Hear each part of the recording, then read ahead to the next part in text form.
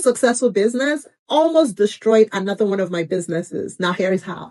My short-term rental business was doing really well and I wanted to expand. So we decided to launch a platform, right? And so in order for us to launch that platform, we needed money. And so because the short-term rental business was doing well, we decided to take money, from that business to fund this business. And when you think about it, there's nothing wrong. But the mistake is when you allow one business to continuously fund the next business. What happens is that you don't see the mistakes that the new business is making. You don't pay attention to the mistakes because every time the mistake starts to show itself, right? You get funding from this business to push it.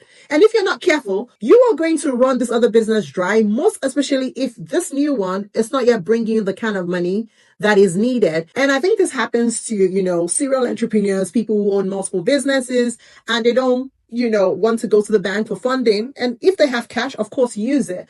But you have to be very careful because if you don't pay attention, you're going to lose both businesses because that business that was doing really well will be cash strapped because you're not reinvesting into that business. And this new baby of yours is just draining all of your money and you're not even taking out the time to course correct any mistakes that is being made because you're continuously funding that business. So what must you do? Borrow money. And that's it. Let that business find its way out, figure out how it's going to succeed. And if it doesn't, then you're able to then see clearly what the problem is and then you try to fix it rather than continuously pumping into that business. So let me know whether you're facing this kind of situation or if you faced it in the past, then what you did differently than what I shared. I'll be reading in the comments and I'll see you in my next video.